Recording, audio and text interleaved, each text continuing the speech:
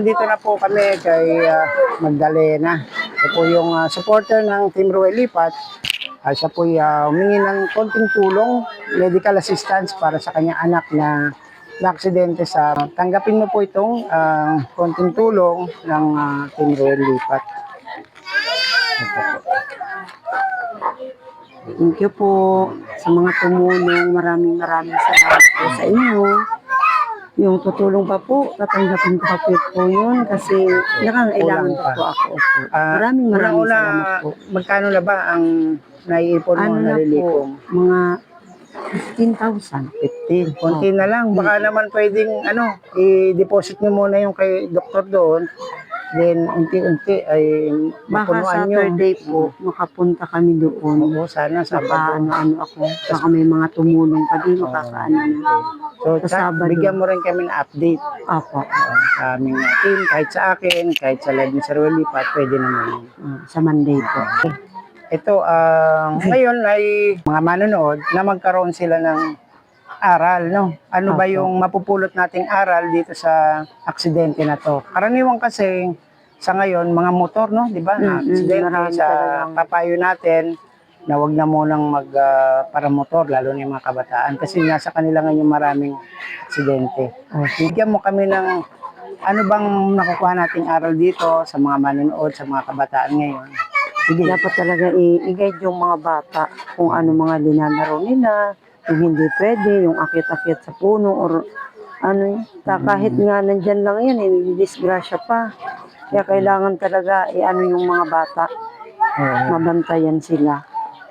Tsaka i-avoid yung sa mga manonood, i-avoid yung mga mabibigat o yung mga cartwheel na masyadong mapuporce yung kanilang buto, yung mga joints, lalo na yung ganyan. Buti kung sayaw na simple lang. Yung bumabagsak kasi siya grabe talaga yung niya. Yung mga tumbling-tumbling ay wag po natin gagawin. Ma'am Magdalena? Yun ang dapat makuha ng ating manonood, magkaroon sila ng moral lesson o aral sa hindi na maulit yung sa kanila, sa kanilang mga anak, ingatan din nila.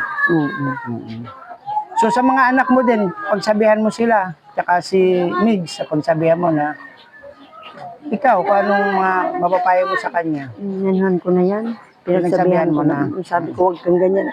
Baka madisgrasya ka or baka mas malala pa. Kaya sabi ko, huwag mo na uulitin yan. Huwag ka na sasayaw ng ganyan. Mahilig kasi itong sumayaw. Kaya talagang talaga siya. Sige, papicture muna tayo. So, ganito, Magdalena, di ba sabi mo nga, pandadagdag mo ito. Opo. So, sabi mo, nakaka 15K. Ano pa yung gagawin mo ngayon na step na para madagdagan siya? Nahingi pa rin po ako ng tulong. Tuloy-tuloy, hanggang post mo rin sa Facebook. Ako ng 21,000. O tsaka sa mga manonood po, hindi lang po sa Team Ruel Lipat, sa mga Team Kapuso, Team Masipag, baka po may konti kayo dyan na luwag-luwag, ipapadala niyo po kay Dong Tigidong o kay Magdalena para mapadagdag at mapampuno sa kanyang pangailangan. Okay. Sa ngayon ay ano ba ang pinagkakakitaan? Bukod doon sa pagtitinda ng scramble, tulong ba kayo doon? Opo. Tulong. So, combine pag wala akong duty sa barangay, tulong ako sa kanya. Nagtitinda kami. Bukod dun sa scramble, meron pa bang mga iba kayong tinda? Wala kayong balot or something like chicharon? Wala. Yun lang talaga. Scramble lang talaga tinitinda namin. Di ba ngayon ay walang eskwela? Paano yun? Di ba mas malakas pag may eskwela ang tinda niya? Hindi nga pagka walang eskwela. Kung saan nga kami nakakarating. Ngayon nga, nagtinda kami doon sa Eriga. Hindi pa din naubos. Hindi pa rin naubos sa Eriga. Kaya, sa mga pupunta kayo sa may mga piyesta, kagaya sa Nabwa. Pumunta nga kami kanina, meron din. May piyesta baga dun sa Agustin. Marami din nagtitinda. Kay Laila de Lima, di ba? Nakarating kayo doon. May mga nagtitinda daw ice cream doon. Marami doon na dami na rin vendor. Kaya kaya nagdako talaga kami, umikot-ikot. O yun, sa mga taga rito po, nananawagan po ko, bili po kayo dito sa kanila ng ice cream, scramble, pandagdag na rin sa kanilang panghanap buhay. Kasi silang dalawa lang yung nagpo-provide dito sa pamilya. O magkano naman ang kuryente nyo sa ngayon? Ngayon, binayaran na yun, 5. Tumataas kasi sa amin nga Yung din. ano lang yun, mga 1K lang yun, dagdagan ng 500. Oh, pero Grabe. biglang laki nga ngayon ng kuryente. Sabi ko, Kami nga grabe rin. naman yun. Kami 3K lang ngayon, naging 5.8. Oh, Oh, grabe no? biruin mo yan. Kaya Kasi mas nga, sobrang init, di ba? Kailangan kasi natin ng marami electric fan. Sa amin pa, aircon pa. Andyan pa yung rep. O may rep kayo, di ba? Dahil nagtitinda kayo. Oo, kailangan Hindi naman naman kulang pwede. pa nga No? yung yelo, bumibili pa kami sa Bibili labas. pa rin kayo. Okay. Kasi Pandagdag. gumawa ka ngayon, yung mga 3 araw yun bago makukuha. Hindi, bibili kami, araw-araw kami nagtitinda para makaano talaga. Ayan. Sa mga Ang saya, kasi kaya nakakatulong kami. Si Roel Lipat din. Pag napanood to, sigurado masasiyahan po siya.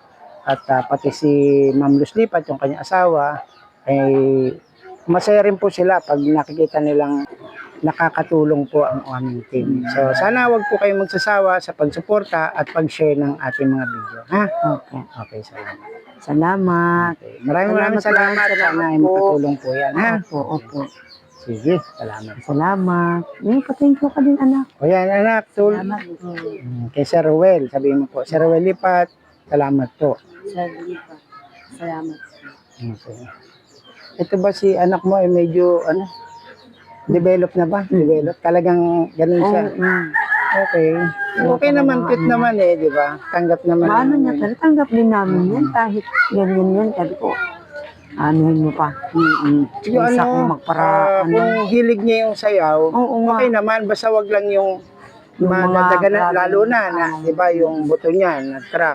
So, baka yan isang sinyales o parang information sa'yo na yung buto mo is something wrong. Kasi yung iba, kaya naman, di ba, matibay.